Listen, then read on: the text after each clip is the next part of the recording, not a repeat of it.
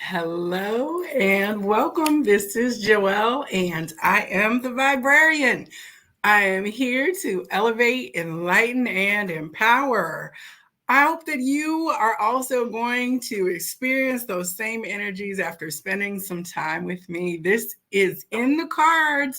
I'm very excited to be here. I'm super excited to see everyone in the chat already. Hello. Happy hump day. 222 and twos all over the place. So this is the opportunity that I have to share my beautiful oracle and tarot decks from my collection, to read, check in with the collective, and just generally have a good time.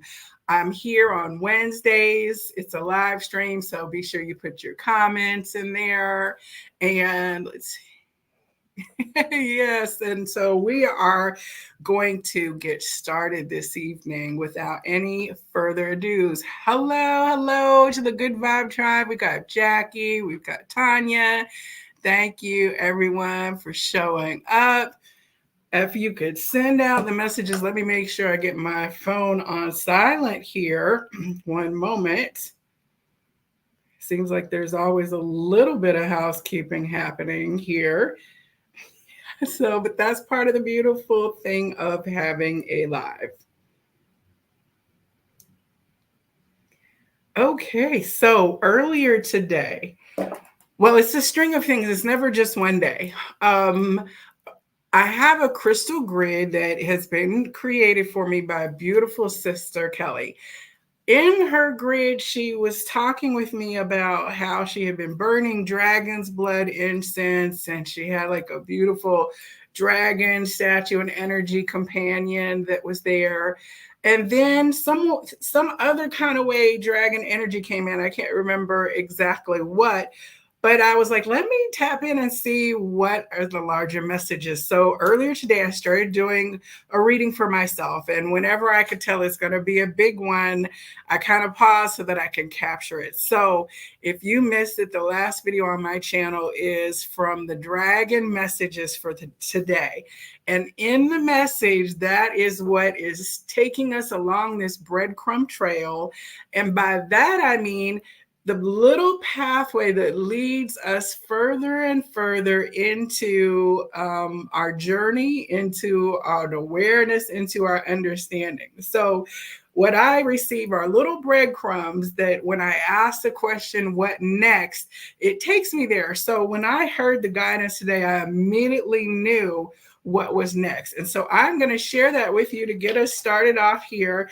It was from the Dragon Path Oracle. And the guidance was from the Viberary matriarch. Now, I don't know if I'm saying Avebury correctly or not, but Avebury. I'm assuming that this is in England somewhere, and I have looked this up before, but honestly, it escapes me, so I will look it up here and again. But this is basically the cosmic mother. The energy of the feminine wisdom is contained within this. It was just a whole beautiful channeling. So what I want to show you here is, this was card number 13. And so it says here, I will guide you to discover the best way you can heal. So it says, this dragon comes in with the strength and power to delve deep into our ancestral past and bring healing. She usually follows the matriarchal line back through the passage of time. She states that the time has come to release the chains that bind the continued pain from your ancestors, which has been passed down from generation to generation. You do not need to own this, as it is not and never was your pain to bear. She reassures us that it is safe to explore old family hurts and release them to her. If she has shown up today, ask for her wisdom to guide you in the best way to heal the past and move forward with your life. Okay, old family wounds. I will guide you to discover the best way that you can heal and leave the pain of your ancestral past behind. Old family wounds only fester on a deeper level if not acknowledged and released. They serve you no matter your journey now. If this dragon has flown into your awareness today, she suggests that you visit an old natural temple, stone circle, or other ancient sacred site and connect to the energy of the land there. She asks you to ground yourself and be still and ask for her guidance. Okay, so a stone circle. I have an oracle, the Stone Circle Oracle. So we are going to tap into that and see what the next message that wants to be revealed to us through the cosmic feminine wisdom. What's interesting is that I've been on kind of personal pilgrimages to stone structures. And those have been in the Mayan Yucatan. So I've been to Chichen Itza. I've been there for the phenomenon on the equinox multiple times. I've been to Koba, Ikbalam, which is the Jaguar Temple, which I got to be on both of those structures at climbing. It was pretty crazy and strenuous. And then also various smaller ruins of temples in the Playa del Carmen and in Tulum area, and also San Gervasio, which is on Cozumel Island. Now, San Gervasio, the actual temple there, the temple of Ixchel, the Mayan moon goddess. And so it was a center and a hub for women all over a great seafaring region. Women would make their pilgrimage to Cozumel Island, or the Island of the Women, to receive healing, to receive womb medicines. And there was, I guess, an order of priestesses healers who were there. And so I actually went to that structure and had a beautiful kind of moment of connection. It was a personal and purposeful trip. So even when I look now at how I was traveling and journeying and putting pieces of myself together so that I could come and back into the United States and be more healthy, I believe that I had some ancestral connection to Mayans, because it just continued to draw me there. So one of the things that we're urged to do is to get out of the lines of our linear idea of who we've been in this lifetime. If you are resonating with a culture that you didn't grow up in, like Irish, Celtic, Druids, Mayan, Norse and Vikings, lose the idea that this is not for you, because there is a commonness of our experience, and we have had many, many, many, many lifetimes and opportunities to immerse ourselves in cultures throughout our expression. So I embrace this unified field of having, Avebury matriarch from England come in, and I want to go to Glastonbury and Stonehenge. It's calling me. I definitely have people in my crew who also have been called to take pilgrimages to weird places like Greece and the Colosseum and Paris and older places, Egypt.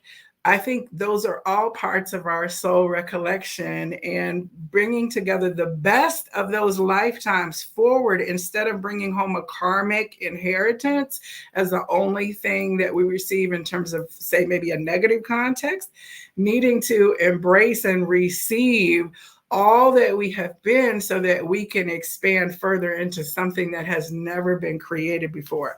That was kind of the message that we had earlier today. And of course, the mother's creation is limitless. We look to birth into infinite possibilities what our creations can come. And that is the mother in all of us. This is not a gender thing. This is a birthing and creation, nurturing energy. So without any further channeling, we're going to look at the Stone Circle Oracle. Now, it says transformation through meditation, the enticingly mysterious stone circle located at Four Quarters in the Allegheny Mountains of South Central Pennsylvania, serves as the backdrop for this uniquely and lavishly illustrated oracle and meditation deck of 45 cards with a guide and journal. Feel the depth of rich color and intuitive grace as you explore imagery of the circle from dreams and from many and varied spiritualities, including ancient Egypt, ancient Greek, and Afro-Caribbean. Travel to a personal realm where the creator's interpretation of an image is secondary to what you, the user, sees. This is your set of tools for self-exploration, self-improvement, and self-validation. Contemplate the images, read the meditations, and use the journal to describe what the elements say as you create a singular and lasting resource that is as insightful and individual as you are. Now, I will tell you, I have not done that. I'm not a journaler. I'm not a writer. I have friends who are. Mad respect to those folks who that is how you do your work. I also do not read through oracle decks in totality until I use them. It's just my preference. It's part of my delight to encounter new images and things like that. So we are going to see what guidance comes out from this deck today. As you can see here, it comes in a nice box. It's one of the bigger decks. Nice, solid. It sits in the book section rather than the card section in my collection. So as you can see, the back of the cards have the green man. Beautiful energy. So we are going to see what the stone circle wants to bring forward to our awareness. And we will get two cards, right? One for the masculine, one for the feminine, one for the masculine polarity that we are integrating. And when I speak of that, that is the magnetic and the electric, the creation idea and the creation force. So hello, everyone. So nice to see everyone in the chat. Thank you for coming. If you have any questions or comments, please let me know. All right. So we are going to pick, if someone could pick either 1, 2, or 3 from the collective, the first number I see will be the pile that we go with.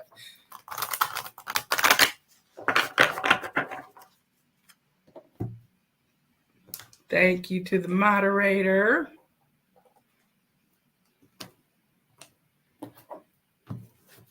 All right, we have a 1. Oh, and then we had a 2. Well, we're going to take, 1, 2, 3. We're going to take the 1 because that's what I said. So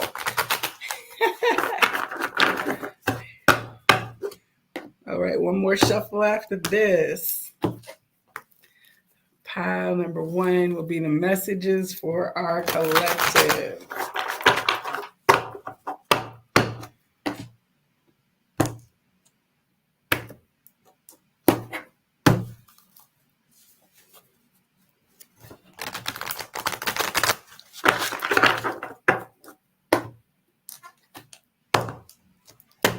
All right, pile number 1. Card number 1, card number 2. Now, just for kicks, I will email card number 2 to number 2 person and card number 3 to 3 person. I have your emails and I will show those for you on the, in your inbox.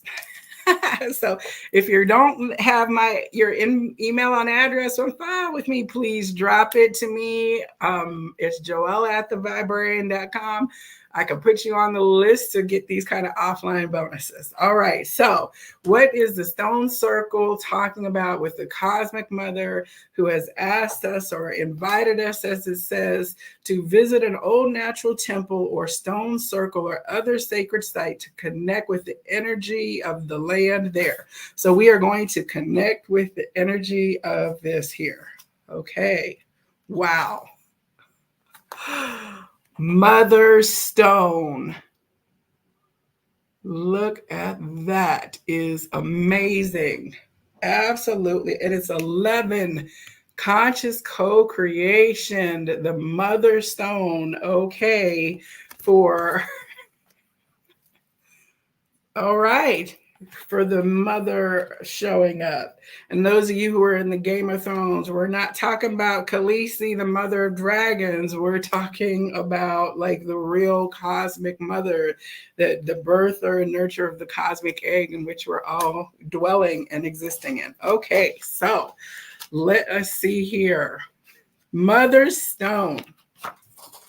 Many European stone circles feature a hold stone, HOLED, a stone of specific significance. Traditional folklore holds that one can see other worlds through the hole in a hold stone. Worlds of fairy, worlds of magic, images of the past and of times yet to come. The keywords are ancestors, the here and now, the children yet unknown. Wow. Okay. The flow of time, remember the past, be in the present, and consider the future. Our hold stone is called the Mother Stone. Standing near the entrance to the stone circle, she welcomes us in the present. She reminds us of our past as we remember walking past her on other days in other years. She whispers to us of the generations yet to come as we pass the new babies through her portal and welcome them into the community. And so time flows, our past, our present, our future. The children passed through the hole grow up. They walk the stone circle as we did, and someday they will pass their own children through the Mother Stone. We will grow old and die, and through all of this, and the Mother Stone, and we will grow old and die. And though all of this and the Mother Stone will still stand tall and straight, a reminder of what has been, what is, and what will be. Okay, there's a typo here. So we will grow old and die, and through all of this, the Mother Stone will still stand tall and straight, a reminder of what has been, what is, and what will be. The cycle is an endless dance in which only the participants change. We are a part of the dance. It carries all of us with it, and we have no control over its steps. The dance of life doesn't offer us the opportunity to bow out, but it does offer us a chance to improve our ability to exist in the present, to appreciate the past and perhaps steal a glimpse of what is to come. Well, I receive that. Wow. Oh, and I just got reminded about Ascension Rock on Mount Shasta. That was another rock structure. Went through a portal on Ascension Rock. All right. It's definitely an opportunity there to connect and appreciate and see what is to come. This is beautiful, beautiful energy. I'm just kind of like vibrating with the energy of it all. Okay, and it's interesting because it's like in the stone is the tree mirrored behind a tree. And one of the things that happened in Ascension Rock when I came out of zooming to the other dimension, a tree was waving at me. It was like one of the wildest experiences of my life, as you could see from my reaction. It was literally one branch, and the tree was doing this, and I thought, is that tree waving? And then it did it some more, and nothing else was moving. So anyway, that kind of access portal to the mysterious and magical realms and other dimensions is definitely real. Okay, so on the other half, ooh, Raven Spirit, and this is 34. Now, 34 is a 7, and 7 is my personal calling card number for the Divine Feminine Spirit, which is one of the ways that I know to tune in. This is beautiful. This is like out in the Pacific Northwest, in the mountainous nature. I don't know what it is I'm looking at, but it appears to be almost like a totem in the back, and then this figurine.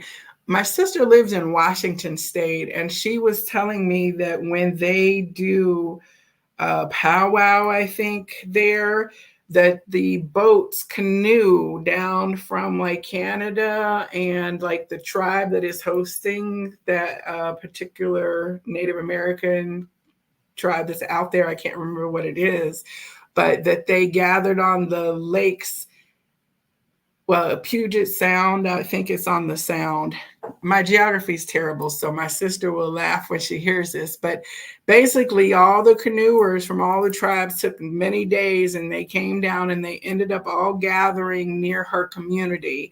And that is where they honored their ancestors. They took the same trip that they have been taking for hundreds of years, passed on orally, and then hosting each other in a larger sense of community across the miles. That's what I'm, kind of getting with this as well.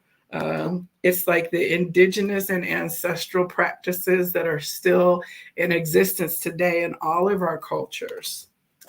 Okay, so let's see here on 34.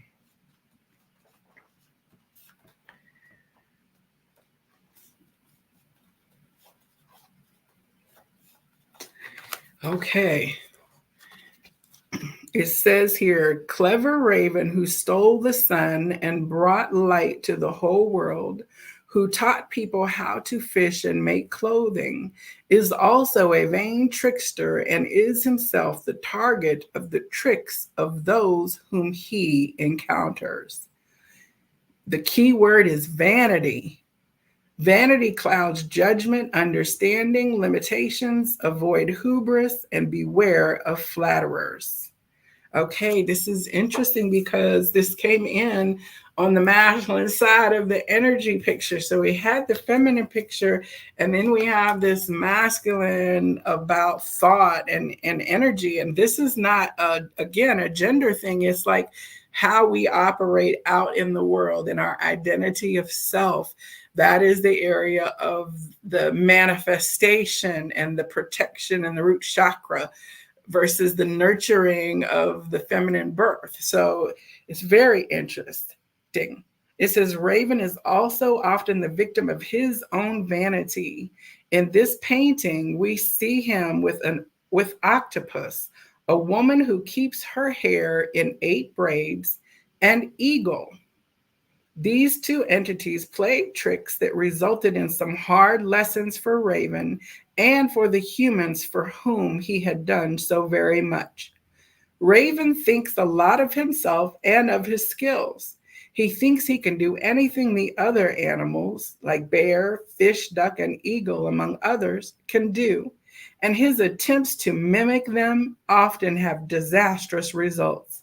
These other animals prey upon him using his vanity as a vehicle. In one story, Octopus lures him into her clutches by complimenting his eyes, voice, and dancing skills, and then kills and eats him.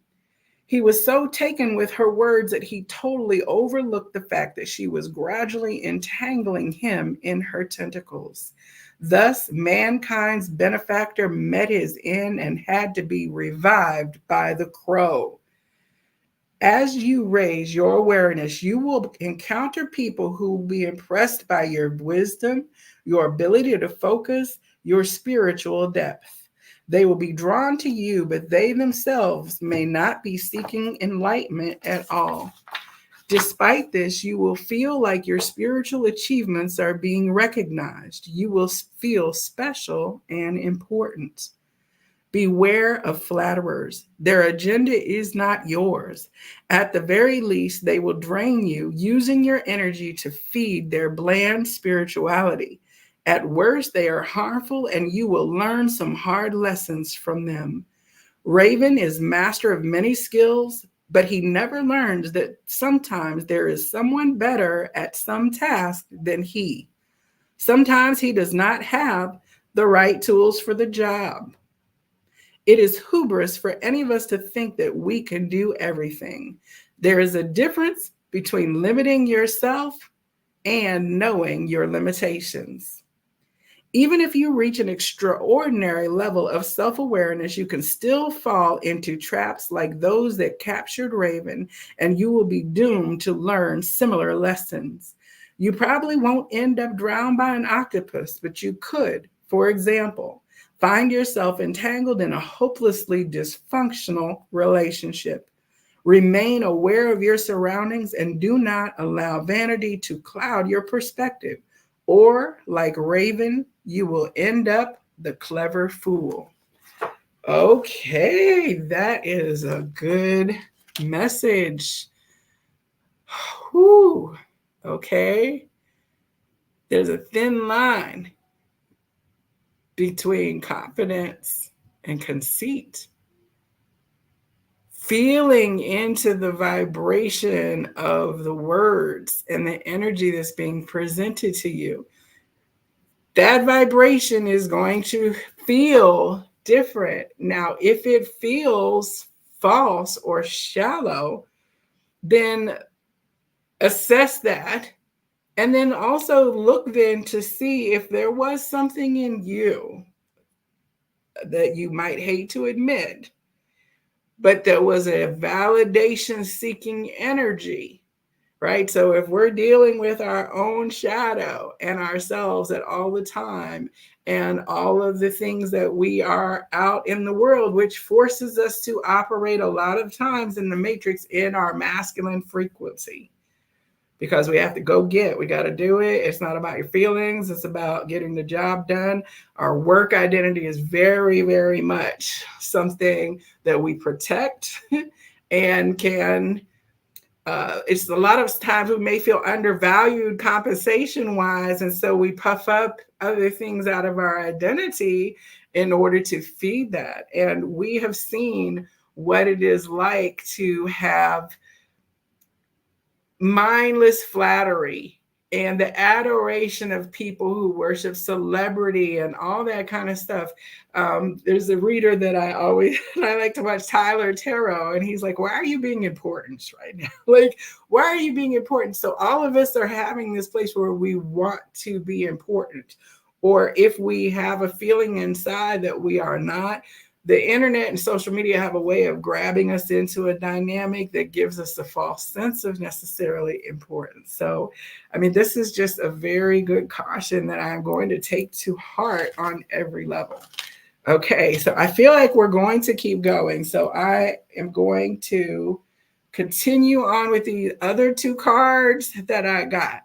Now, you guys will have to rewind and see which one was which when I picked them out, because I don't remember which one they're on. But I wanted to continue, and I think you guys were meant to bring that energy to our attention. So we're going to just keep going here. Okay, so newly risen, number 22. This is interesting. Talk about sounds like a masculine here. See if I could put this hilarity up. Does it? I'm playing with the thing right now, but you know, okay. Well, here we have 22, which to me again is a feminine number, resurrection energy. Oh, wow. So we have, this is what came up in the masculine and the dragon, emergence. So we are newly risen. This is number 22.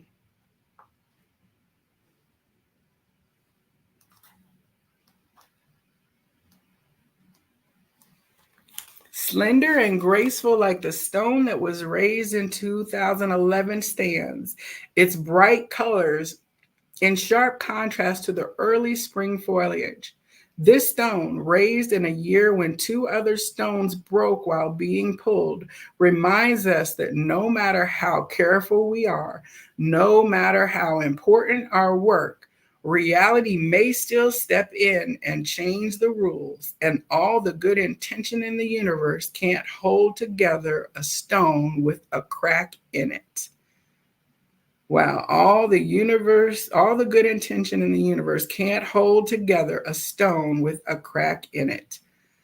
This is a reality check, perspective, plans falling apart, remaining in the here and now, and deal with whatever issues arise. So much as it was hard to accept, the reality was that we were fortunate that the other stones broke when they did, or a lot of people could really have gotten hurt. Even if you're on the right path, even if whatever you're doing is right and proper and by the rules, even if you are doing your work with intention, there is still this world, this reality, waiting in the wings to throw a monkey wrench into your work. Suddenly your car breaks down, a relative dies, your teenager runs away. This is your reality check. The universe isn't being malicious. It is just putting things into perspective for you. It is reminding you that things can go wrong no matter how careful you are, and you will have to deal with these problems in real time. The phrase shit happens is very apt, whether it is in the midst of a stone pool or during a day when you are in the zone, at peace with yourself and all around you. Reality can get in the way. Stones break, bees sting, and there's always the root just waiting to come in contact with your little toe. It's not the purpose of an enlightened person to ignore reality. It is up to us to dust ourselves off and deal with whatever it is that reality slings at us. We must keep ourselves in the here and now, however pleasant or unpleasant it may be. Okay, so as we are entering and continue through this year of volatility and things that are going to be coming up that are surprising, shocking, and unexpected, that's what eclipses do. That's what this energy is, volatile. Okay, so whatever happens is saying that understand it's not malicious.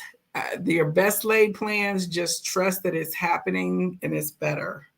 Okay, so keep your seatbelt buckled and know that if it's always turning out for the best, our highest timeline and the highest good of all. Okay, very interesting. Okay, so the last card here. Ooh, Vegas. I don't know who Mr. Vegas is. But he's quite an energy.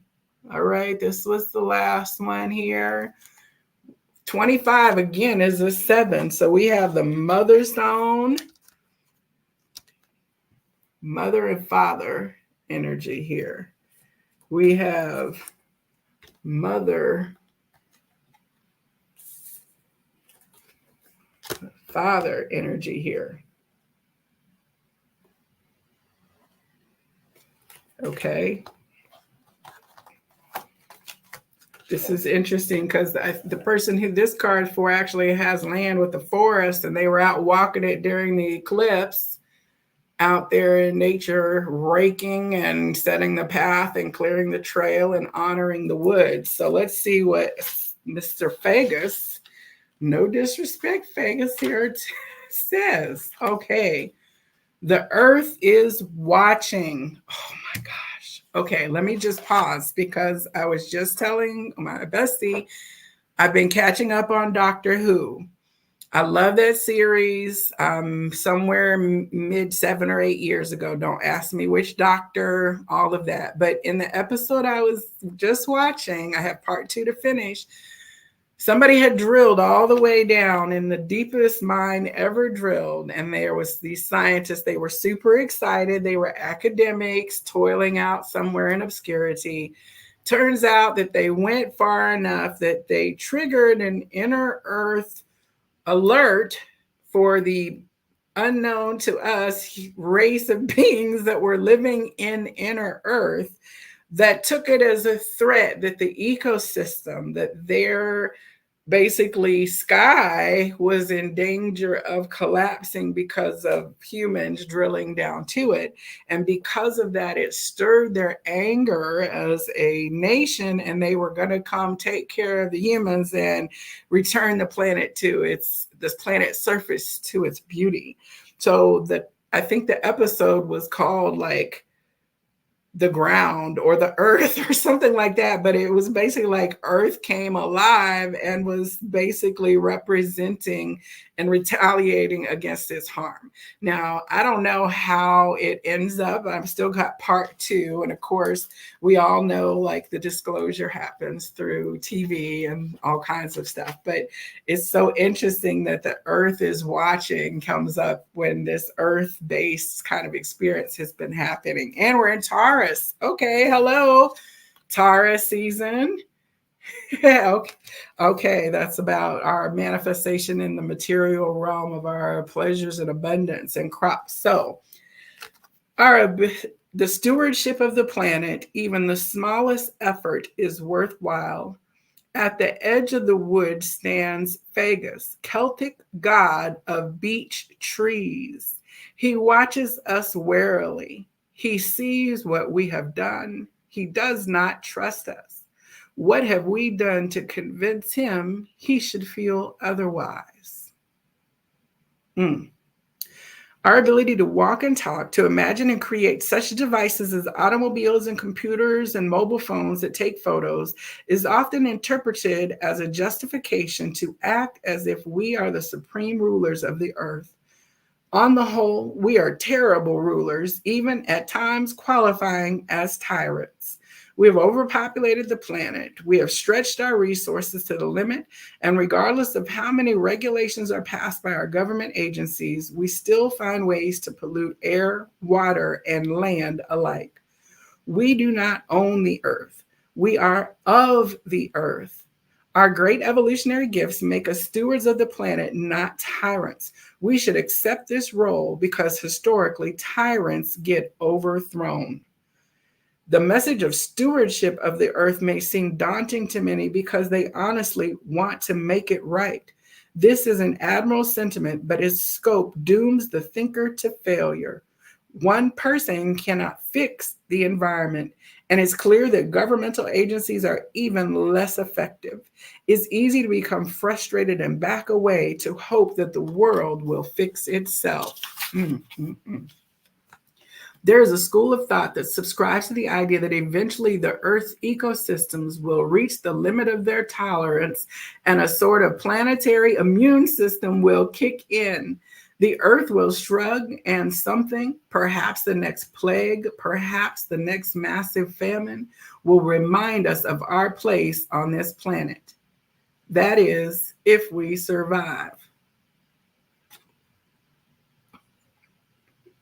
I'm coming back to that in just a minute.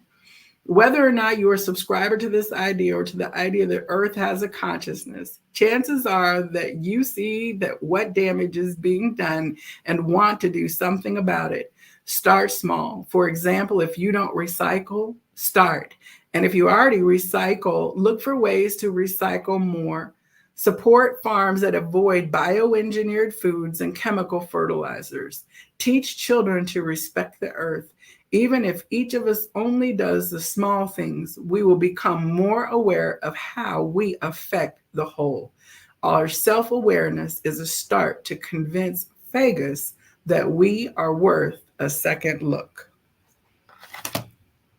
Okay, so we have this energy that's right now that is the planetary shift is including our atmosphere, the structure, the weather is going all different directions.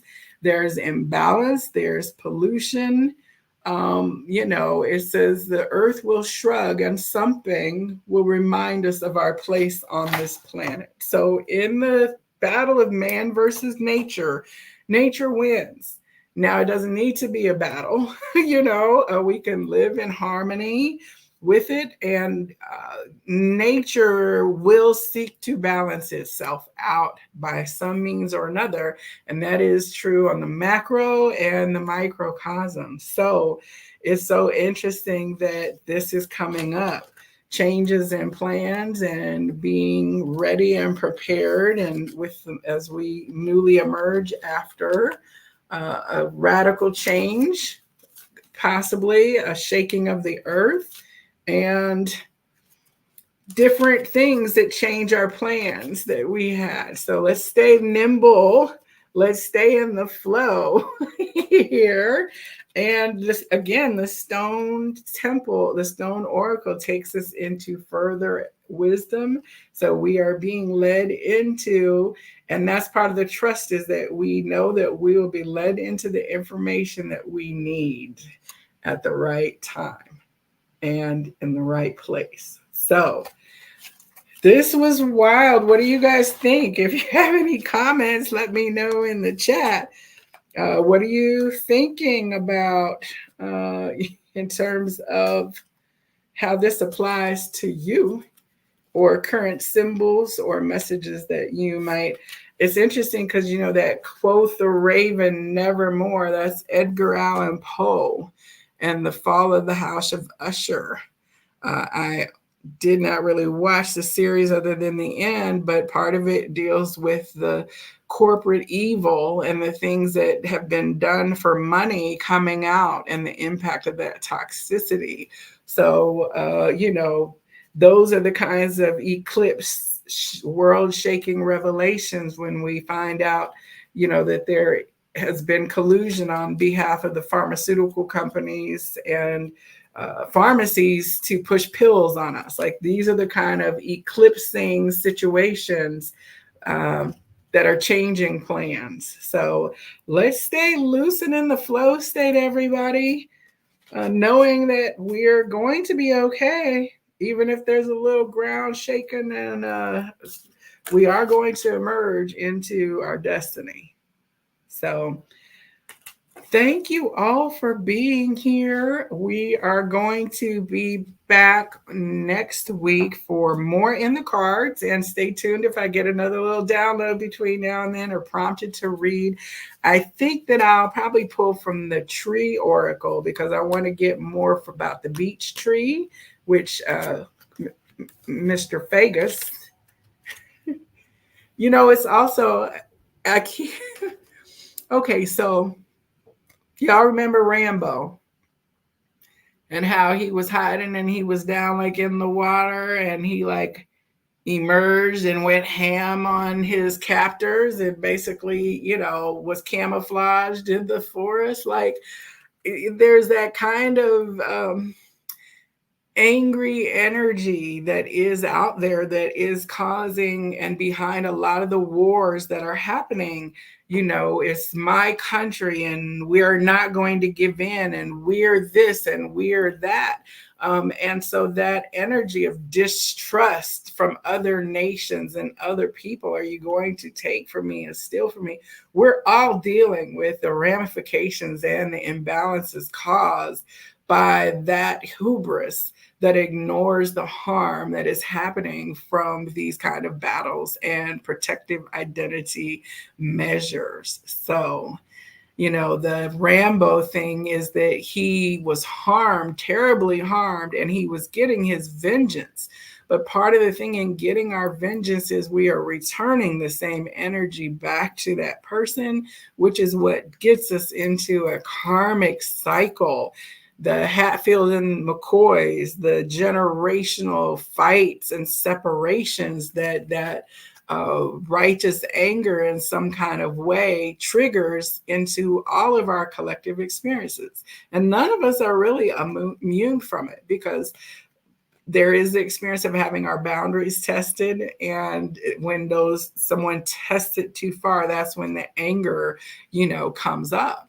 So there's definitely been a lot of righteous anger also moving from the collective, and it can raise its head at work and at home too. So just adjust, try to flow around it, acknowledge it, don't return the cycle, and create something new out of that mother energy into something that is going to change our experience going forward. Okay, so I'm going to turn off now because I'll keep triggering and getting more things. But I thank each of you for joining in the cards. Next week, I'm also going to have crystal matchmakers on Monday with Alka and Mark. We're going to see what gems they brought back from their trips to Asia last month. And I'll be back for more guidance. I'll see you out in the world. Namaste.